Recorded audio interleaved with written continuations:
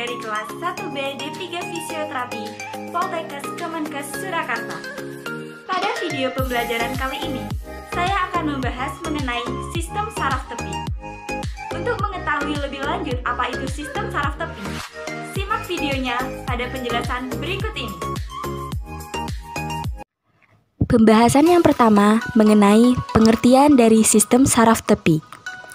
Sistem saraf tepi adalah bagian dari sistem saraf yang terdiri dari saraf dan neuron yang berada di luar otak dan sumsum tulang belakang. Jaringan saraf tepi ini menghubungkan otak dan sumsum tulang belakang dengan bagian tubuh lainnya, sehingga memungkinkan adanya pertukaran informasi. Sistem saraf tepi sendiri dibagi menjadi dua, yaitu sistem saraf somatik dan sistem saraf otonom. Sistem saraf tepi somatik bekerja secara volunter atau secara sadar dan bertanggung jawab atas informasi sensorik dan motorik. Sistem saraf tepi otonom bekerja secara involunter atau secara tidak sadar. Saraf otonom bertanggung jawab untuk mengontrol fungsi-fungsi tubuh yang tidak disengaja.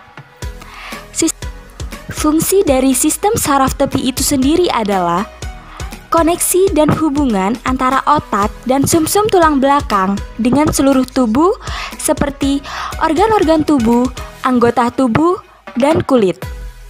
Sistem saraf somatik dibagi menjadi dua, yaitu sistem saraf kranial dan sistem saraf spinal. Sistem saraf kranial tersusun oleh saraf otak yang terdiri atas 12 pasang saraf otak. Dengan pembagiannya, 3 pasang saraf sensori. Saraf sensori berfungsi menghantarkan impuls atau membawa rangsang dari reseptor ke sistem saraf pusat. Kemudian 5 pasang saraf motorik yang berfungsi untuk mengirimkan perintah dari sistem saraf pusat ke efektor. Kemudian 4 pasang saraf gabungan antara sensori dan motorik yang berfungsi untuk menghubungkan sel saraf sensorik dengan sel saraf motorik pada sistem saraf pusat.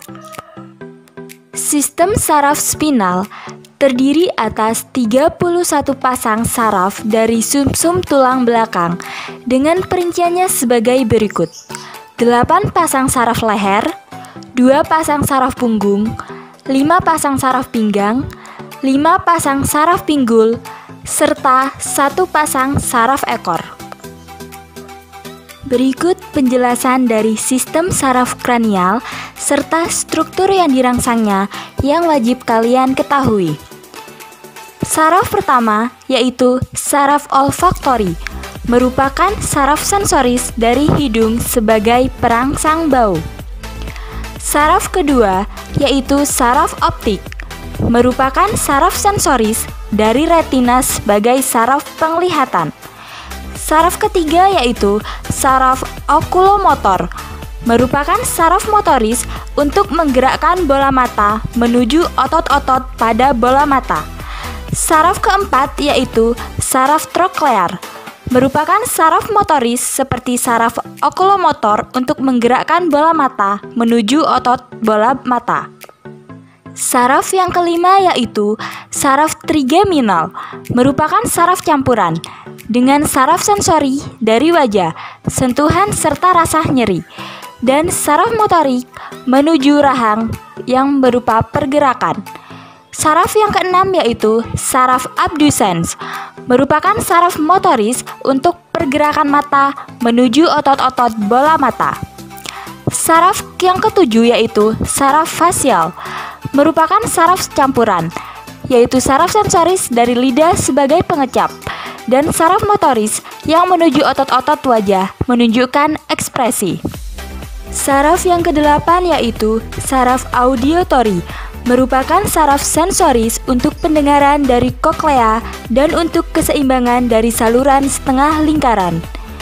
Saraf yang kesembilan yaitu saraf glosopharyngeal, merupakan saraf campuran, yaitu saraf sensoris berasal dari lidah untuk pengecap, dan saraf motoris menuju organ-organ dalam.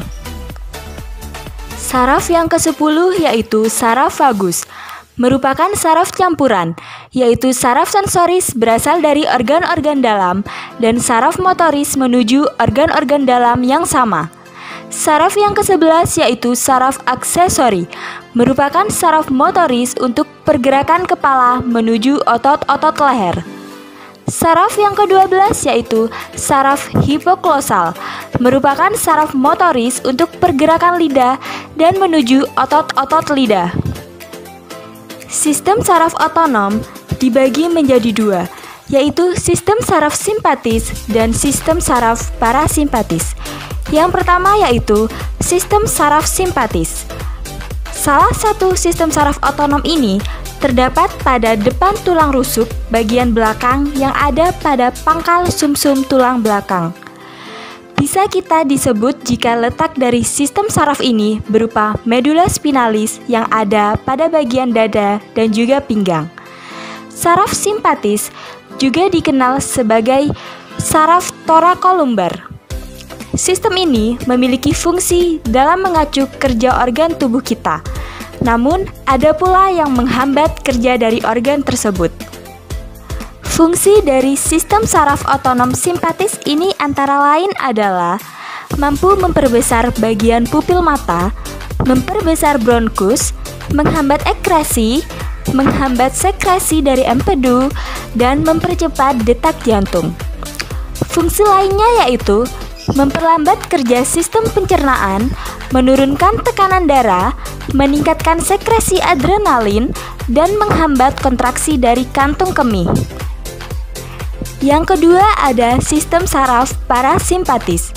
Sistem saraf parasimpatis merupakan sistem saraf yang mempunyai pangkal pada sumsum tulang belakang lanjutan atau medula oblongata. Pada sistem ini juga sering kita sebut dengan sistem saraf kranosakral.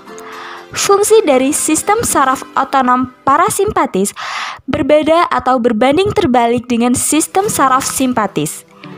Jika pada sistem saraf simpatis umumnya mempercepat kerja organ, maka tidak untuk sistem saraf parasimpatis.